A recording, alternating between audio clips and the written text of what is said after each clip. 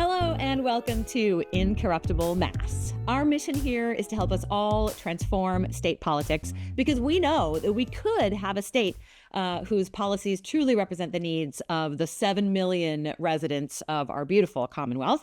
And today we have a special guest to talk to us about housing. And in fact, this is our first of a number of episodes that we're going to be doing a deep dive into housing and housing policy. And today we are going to be starting off with local housing policy. We'll then bring that to the state and national levels. And that is really going to help us understand what the dynamics are of trying to pass housing policy here in Massachusetts and in other places as well. And our special guest is today Tatjana Meschede.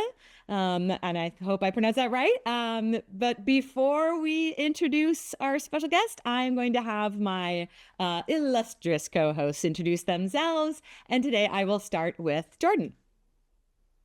Jordan Berg Powers, he, him. I live in Worcester, Massachusetts. I have many years working in progressive politics in and around the state and also politics nationally. And for the purposes of this conversation today, I am also a student of a professor, as I am in the institute where the professor is the associate director in my PhD studies. And I'm really excited to have the conversation. And Jonathan. Jonathan Cohn, he, him, his, joining from the South End in Boston. I've been active for a little over a decade in different progressive issue and electoral campaigns in Boston and across the state. And I am Anna Callahan, she, her, coming at you from Medford, where I am a city councilor. And I have spent quite a few years working in local politics, but nationally across the country. And very interested in this conversation, especially about how to change housing policy locally.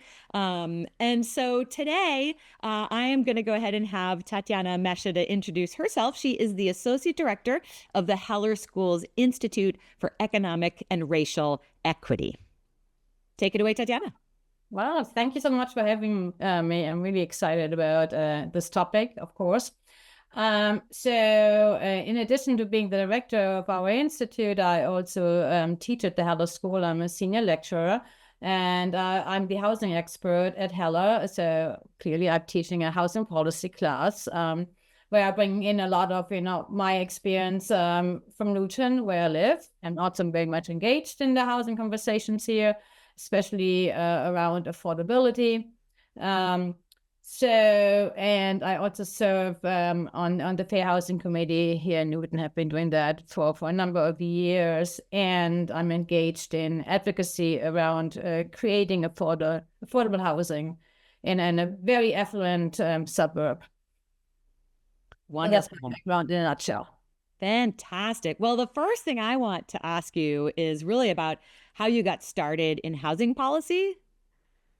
That's an amazing question. It's a great question. And so I really have to go back more than 3 decades. Thinking about my very first day in this country, I came over as a Fulbright scholar to California. And my very first day I spent in Los Angeles.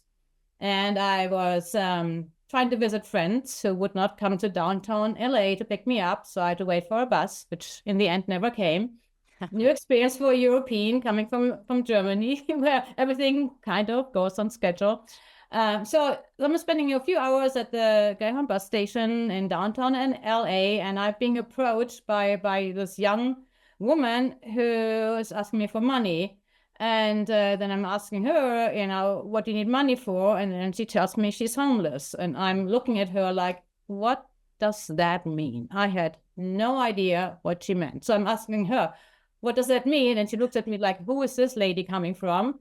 But then, I'm starting my studies in California, and I hear homelessness over and over again. That time, Germany was still divided, and we didn't have, the extent of homelessness that we are seeing now also in Europe. Wasn't there yet. So I got really curious, and when I moved to Boston, I got very much engaged in homelessness research. I mean, I'm a trained researcher, so that's how I started out. And then, of course, once you start with, the very poor end of individuals facing extreme housing crises, and you're starting to ask all the other questions. Well, how did we get here? What happened? And so forth. And the interesting piece for me is, I'm actually using that in my teaching of housing policy. There is so much more media coverage lately on the housing crisis in the United States. And I think one reason for that is it's not about the very poor anymore. It's really about the middle class. And once the middle class is being impacted by housing out of reach, suddenly we have a lot of coverage. I bring that into my teaching and was saying, what was discussed, last week in the media, and there's so much if you're just thinking about that. So things have gotten quite a bit worse over the 30-something years I've been living in this country. One thing I'd be curious to ask when you're talking about research around homelessness over the years, what would you say is the biggest misconception that people have when it comes to, let's say, homelessness prevention, et cetera? That's a great question. So I did my dissertation on what we call the rough sleepers, the people who live on the streets. And we have about 100 in Boston who stay on the streets, even in the very cold winter months. And so I've talked about this a lot with people, and people think it's a choice. That is so ingrained in people's minds that people are homeless because that is their choice. I've talked to a lot of people who are experiencing homelessness. I have to meet somebody who said, yeah, today I decided to become homeless, and that is really what I'm doing. That is not happening. What's happening, though, that people are proud that they are surviving, homelessness, this very, very difficult condition. You can hear that. But it's not a choice. It is something that happens because of the system failures that we have, we see happening. Yeah. So let's go ahead and talk about Newton. So sounds like there's a lot of stuff happening in Newton around housing. We want to hear all about it. We want to hear what is the background? What changes have been proposed? Let's start there.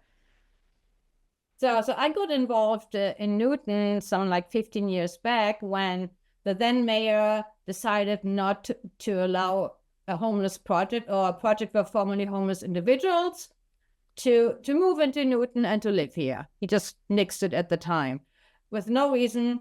A really well-planned, thought of, amazingly supported in terms of services project did not happen in Newton. And that was just appalling. That's how I got in. And because of that project, advocacy groups organized around creating housing, affordability, and also issuing a lawsuit against the city of Newton through HUD using the fair housing principles. And in the end, the 10 units that were not permitted 15 years ago were built and had to be built. That was so hang on. He nixed it because of 10 units. 10 units, right? Yeah. 10. Wow. I mean, when you were talking about it, I was like, oh yeah, 200 units or whatever. You're 10 units. What? Units. Right. And there was lots of pushback, from the neighbors, these are all rapists and my kids and on and on and on. Now, the typical arguments that we hear when, low-income housing or housing for formerly homeless individuals is being proposed in neighborhoods. So, tiny little story from Medford. I was talking to a neighbor, and she said that recently she went to just a public meeting where an affordable housing developer was going to take one lot, it's a house lot, right? We're talking small, and they were going to convert it. It's a little bit large, but we're talking about one home. They were going to convert it into affordable housing for families. It was probably going to be 3 or 4 units. And she was so disappointed in her neighbors because people were like, we don't want those people here. And she was like, what are you talking about? Families, we're right next to a school. What are you talking about? So, it's all over, right? It's all over. Yeah. Definitely. Yeah. But, this experience definitely incentivized a lot of people to organize around affordable housing. And unfortunately, in our last elections, the pushback came in. So we had very kind of progressive councillors who really tried to go beyond what was mandated from the state, the MBTA housing Can you tell us specifically what they had proposed? Like a little bit more detail. Okay, so as part of the MBTA housing, and Jordan, you might chime in into that as well, since you know that policy. So cities and towns who are around public transportation were required to just zone for the potential of building housing. It was not required, but just zoning for the potential to build something in the future. And Newton already had engaged in a similar project in changing its zoning around the village center. So Newton is really a city that was built from 13 different villages. So we have a number of village centers where also the Green Line happens to have stop, or the commuter rail as well. So Newton already had started this process. And it was actually going beyond what was required from the state law, the MBTA housing law. And there was so much pushback that they, in the end, could not deliver what the city council, the majority in the city council had proposed. And then came the election. And of course, all those proponents were voted out. So there's always this pushback, right? And that's like, from my knowledge from friends in Newton as well, that you've had this the situation where one particular ward has started turning out more heavily now against it, and the bastion of, let's say, conservative and NIMBY votes in Newton, where the terrible kind of consequence where now they start showing up a lot more. Right, and then in the last moment, it's like, no, we never heard anything about it. And Newton only had talked about it for 5 years, right? But then, and then the voices become very, very loud, and then people get scared, and then they vote accordingly. And I think it's also important to remember that the other piece to this is that Newton has a system that it has a system that enables that type of that type of sort of NIMBYism. This is a way in which systems sort of enforce themselves. So it's not like I think Newton has where the city votes on the local people. So your ward people have at large and the whole city votes, and that's a system that was created literally to take away power from Irish people and poor people, and to a lesser extent Black people, because not so much Newton, but especially Irish people, ironically. But it's the system is basically we need to ensure that the right types of people get elected. So those at-large systems are created to diffuse the power of the sort of local neighborhoods to elect people that they want. So also I think it's important how the system has helped that for one ward starts to turn out, and it just sort of hurts the whole city. So that people who aren't even representing that part of the city are having more of a say. They have a larger say. Yeah, because you have Newton has its incredibly large city council of 24, with 8 of them ward voted on by the ward, and then 16 where you have to live in the ward, but you can vote that the whole city votes for them. So it especially exacerbates that once if one of the conservative parts of the city starts really outperforming its turnout, that can lead to multiple candidates across the city with no actual connection directly to that ward itself being impacted. And I got to jump in here because what you're talking about sounds so similar to what's happening in Medford. So we spent 5 years. I was actually not, so I'm only on the city council for the last 18, 19 months. But before I got on board, the mayor and the city council and, the staff and everything got involved in these planning projects. So they created an affordable, a housing production plan, a climate plan. Then those got included into a comprehensive plan for the whole city. And all of these lay out increasing, the amount of housing production. And then they hired an expensive consultant to work with the city council for 18 months. And the head of the planning department is also at every single meeting we meet.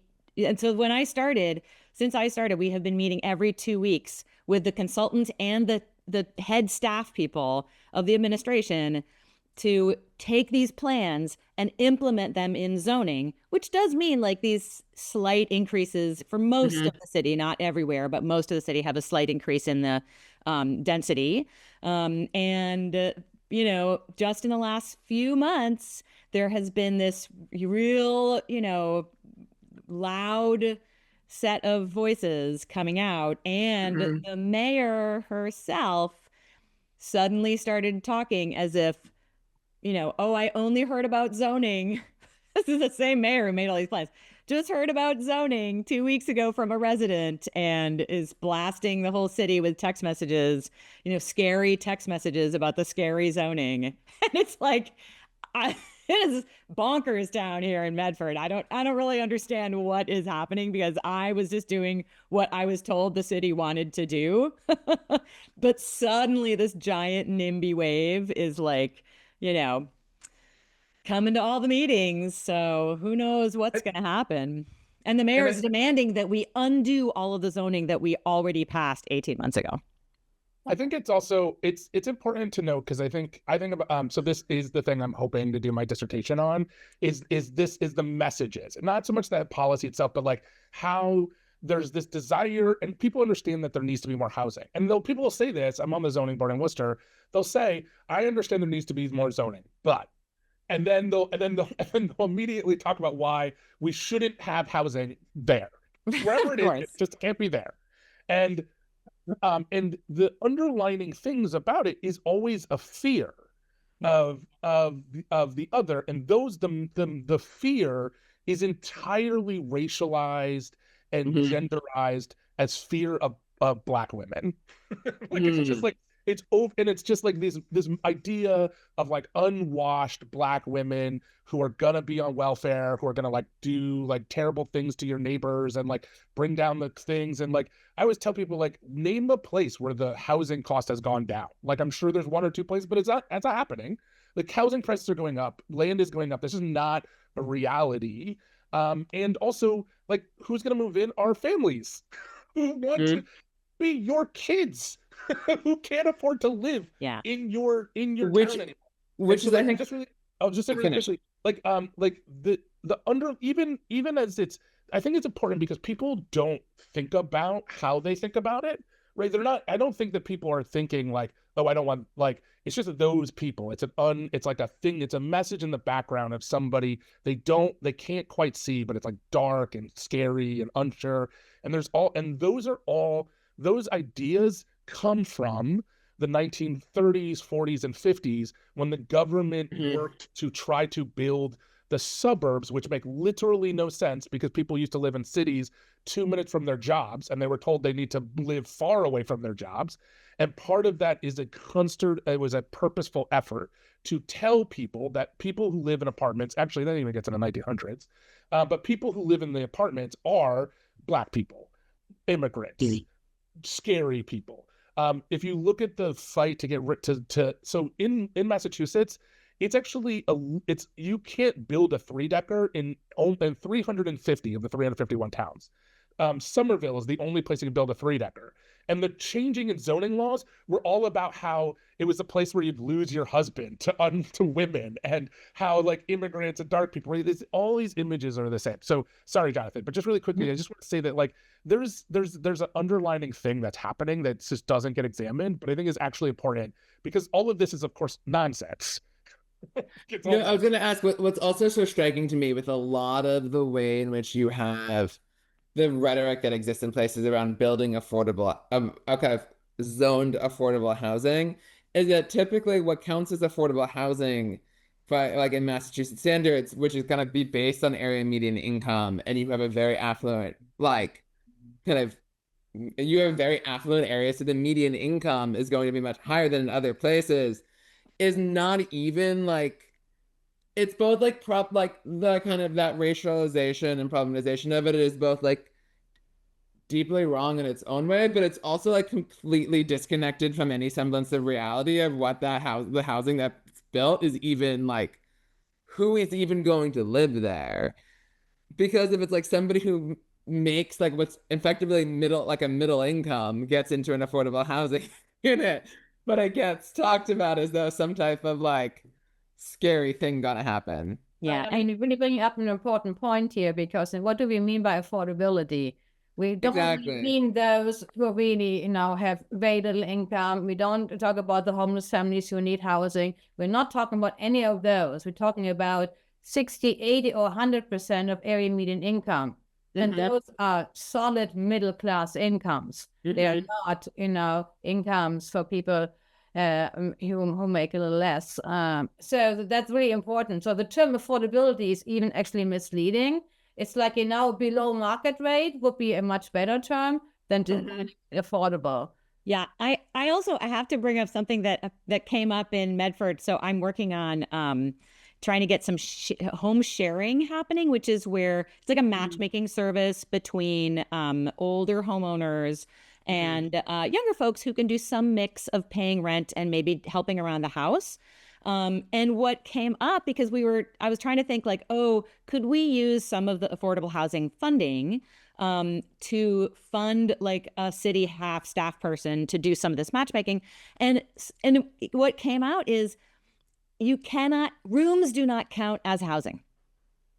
Right. So, and that's attached to the area median income, because in Medford and Somerville, you have a lot of units where it's like 4 bedrooms or 5 bedrooms. So, and there's not a family living there. It's a bunch of young professionals. So what does that mean? That means you have like 4 young professionals who are all earning $40,000 each. And yet that's a household. And so that turns the area median income into $120,000. Did I say 4 or 3? Wait, that's $160,000 because it's a household. And because rooms are not counted as housing. So in our area, even the area median income is this really inflated number because it does not match what we think a household means. Like each one of those single people is earning $40,000 and they're not married. They're not, they're not a family. There's people probably aren't sharing food and, all those things. They're probably just living on their own. But the only way they can afford a room is to share with other people because of the way that our housing is architecturally and, the density and everything else. So even the area median income is really pretty inflated compared to what people actually do earn. And so then when you layer on the fact that, we're building like 80% of AMI housing, like I discovered in just crunching some numbers that the city of Medford is going to have a developer and they're going to, in their 100 units, they're going to build 15 or 20 that are 80% AMI. That 80% AMI is more than the average cost of a unit of that size in Medford. Oh, wow. Mind-boggling. Yeah, that's same in Worcester. That's the same in Worcester. We have people opposing quote unquote affordable units, which there's an affordable unit in downtown Worcester, which is 3 times the rent that we have. So we own a 3-decker. That's 3 times the rent that we charge.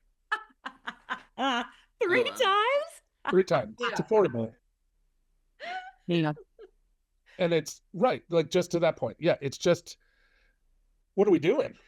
Right. Right? What are we doing? So, Tatjana, I'd love for you to talk a little bit about what's been happening since, so obviously there's been pushback against sort of a desire for Newton. What's been going on to sort of organize against that sort of pushback, and how do we think about that for people who are listening, who are in other towns and other places, who are thinking about their own housing policy problems?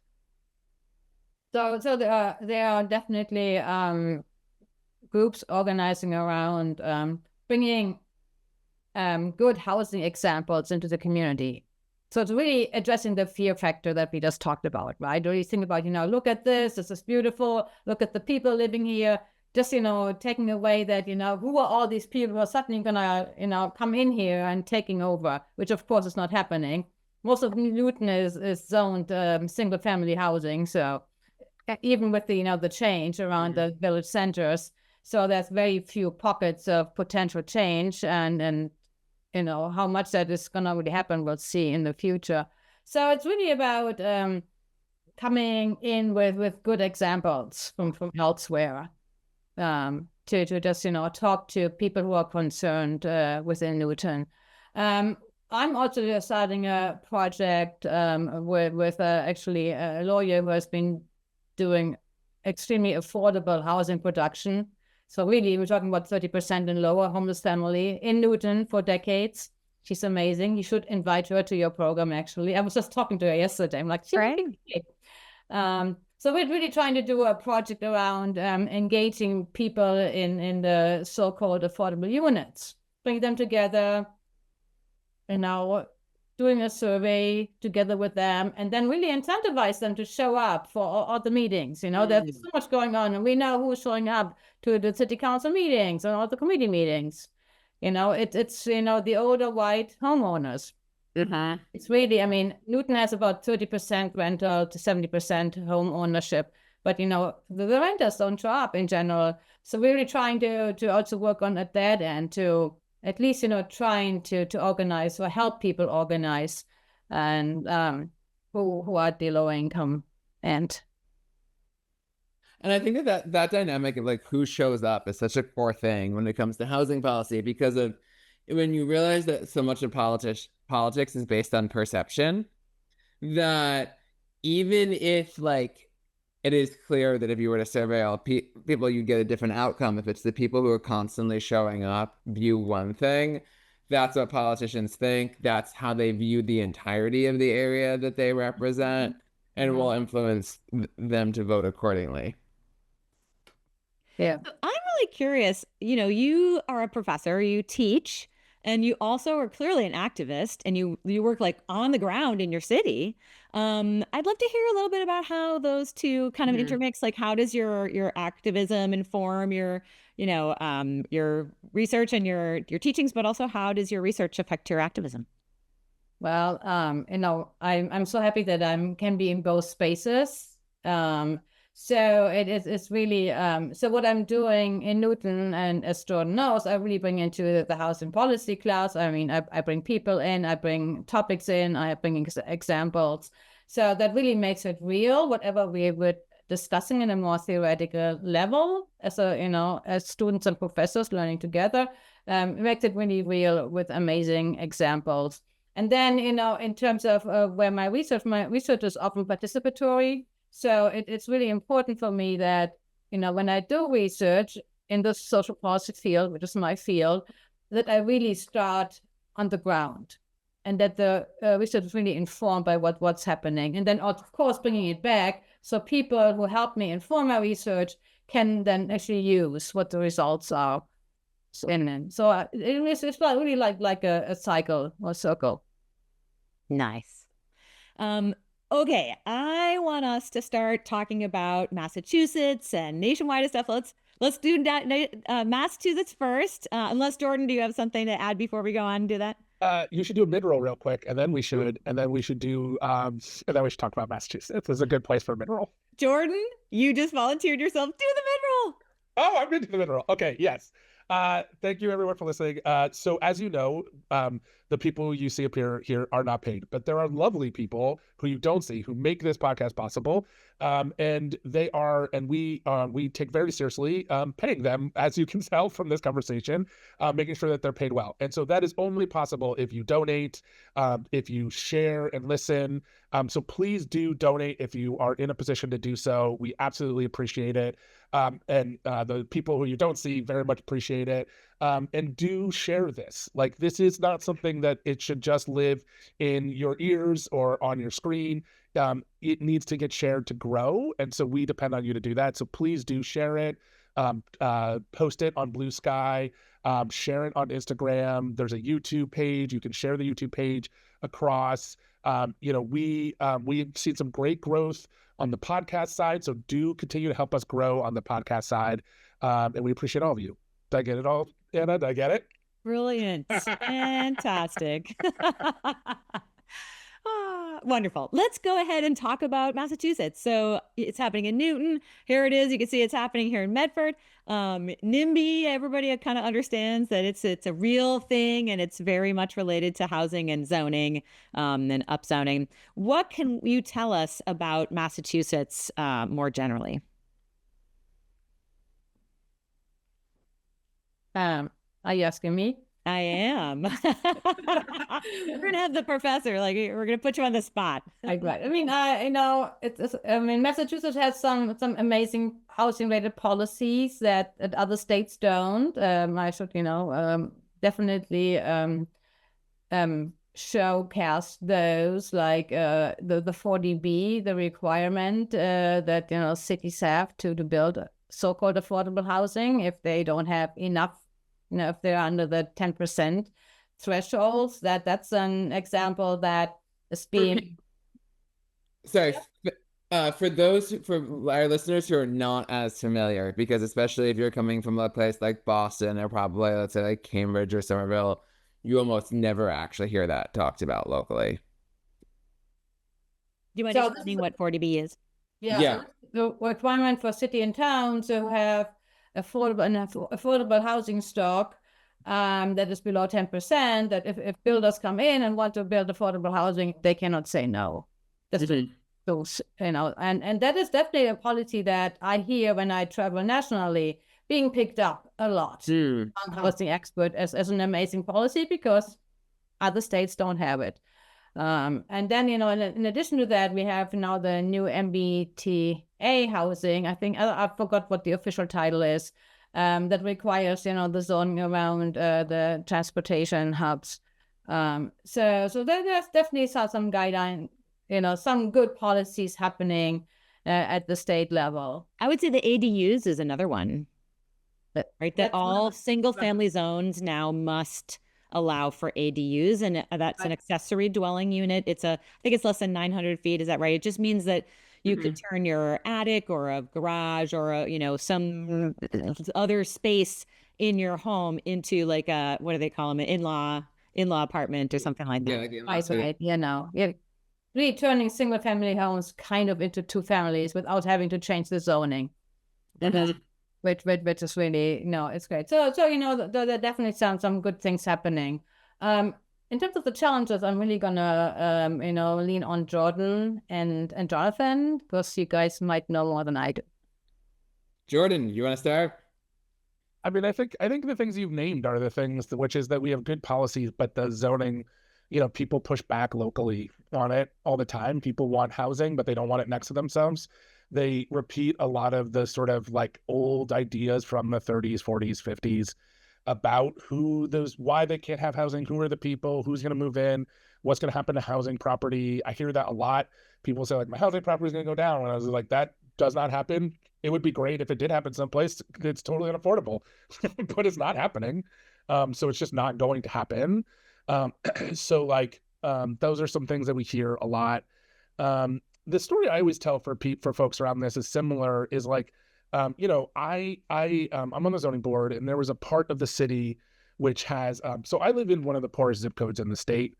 I love my neighbors. I actually find it amusing that people are just like, oh, it's so dangerous. I was like, they bring me spices from places I've never been, and local food and great sound. And I was just like, what are these, like, what is this hellscape you all think happens? Like, people look out for each other. Like, people are always asking, like my neighbors who are, you know, some people are transient because it's a lot of renters, but plenty of folks are just here.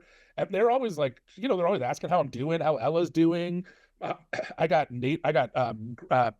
tomatoes the other day right off a thing because she was like, I have extra. Do you want some? Like, I don't know. I just love it. I can't imagine the sort of hellscape people imagine, but people imagine these terrible things when they hear multifamily housing, they hear affordable housing, they hear all of these things. And so, you know, so there's a poor part of the city.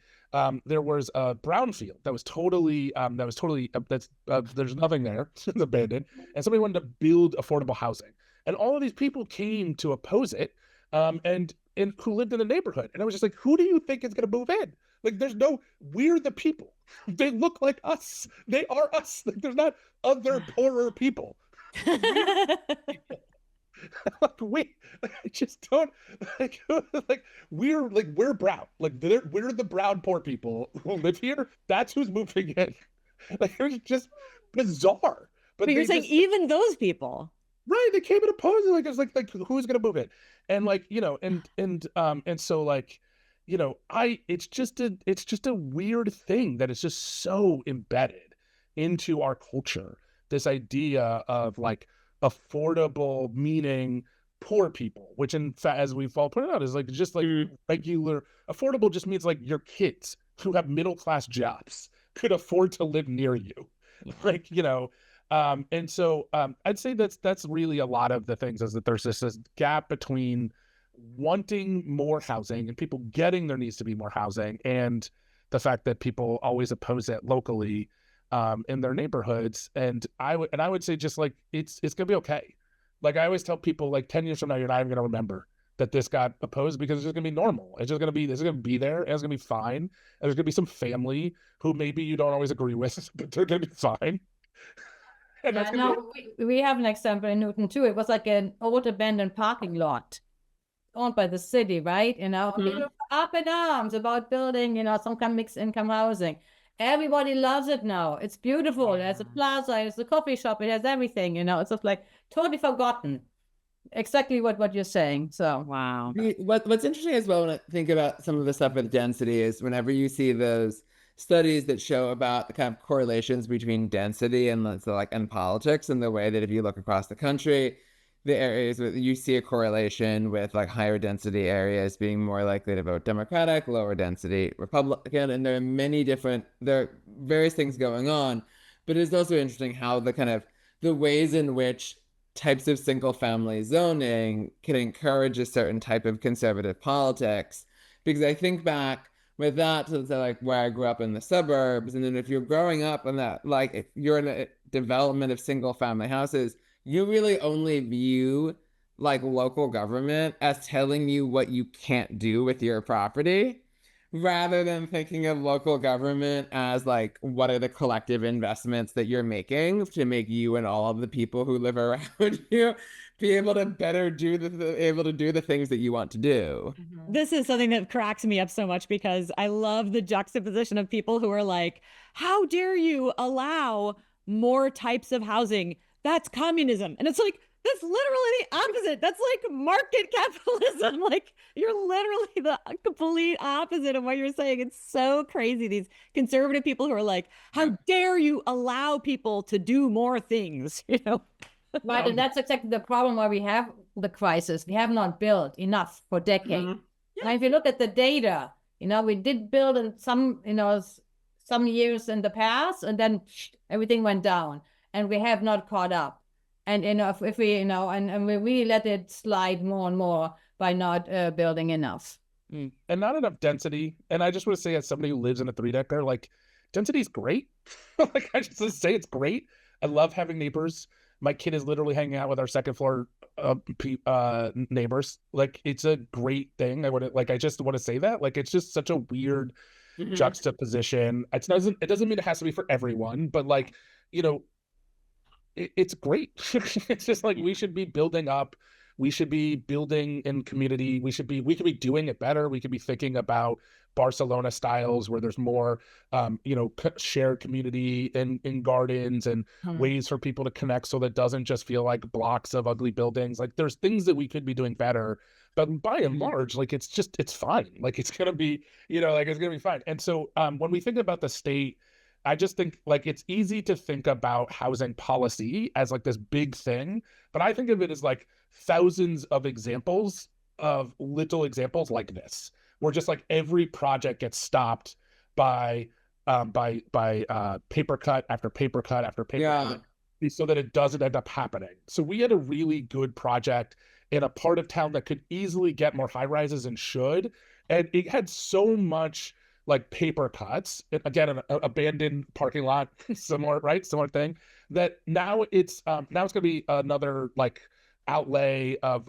a private corporate hospital system, right? Like, so they're just like, oh, we're going to turn it, which is a dying industry, because literally it's for baby boomers, and then it'll be an abandoned no longer healthcare system when there aren't enough baby boomers to keep it in service. And now you've built something for a short time on an abandoned property that could have and should have, and had a proposal for a good housing project, and it got paper cut to death. And like that's the sort of thing that I think about. It's just thousands of those over and over and over, and like so that's our problem with housing policy. It's not one size fits all problem. It's a lot of little misdecisions to not build housing, which has caused this problem. Mm-hmm. So I know we're running out of time. Anybody have some words about I could talk forever about national housing issues, and I don't want to get into it because it's pretty deep. But any thoughts about tying this into national, or should we hold that for a future episode? You should say what you want to say and tease it for a future episode. Oh yeah. Well, I mean, I will just tease for a future episode that I was talking to city councilors in like San Antonio and Dallas, Texas, talking about how they built. And actually in Texas, housing prices are in fact going down, like down, meaning either down or not going up or whatever. Like, so there really is, they feel like thumbs up. We did it. Housing is coming closer to being affordable for people. And then I would also talk about places like St. Louis, Cleveland, Detroit, where there's tons of housing that gets abandoned because of how we just allow jobs to disappear completely from cities. We abandon small towns and they're all ghost towns. So housing, I think, is nationally is a very complex issue. On the national stuff, one thing that could be a great future topic as well is looking at public housing in the way that the federal government largely just doesn't invest in public housing. Has abandoned it. That it used to, and that is like a very big gap in the housing ecosystem, because if you look at that, there are those who can afford market rates of housing that the market will provide. There are kind of the world of like affordable units where you're trying to help people push something below the market to expand who can afford it. And there are those for whom that would also might kind of be given competition for that and everything, and having a public housing supply also helps with just creating the supply. Right. And it's also a very, very important racial overlay, because public housing is built for white mothers. And that shifted. Yeah. Time. Yep. Wow. So I have to say, I'm so excited for our future episodes. But Tatjana, so wonderful to have you here. Thank you so much for your time, for all the work that you do, both teaching and doing research, but also on the ground. Like, we love having folks on the ground be able to talk about what's actually happening. George sporting the t-shirt for Brandeis. Awesome. And we thank all of our listeners and followers for forwarding the show, for donating to the show. And we look forward to chatting with you all next week. Hey there. Thanks so much for watching us on YouTube. Please like and subscribe. And it would be amazing if you would also subscribe to us on your favorite podcast player. Just look for Incorruptible Massachusetts wherever you listen to podcasts. Thanks so much.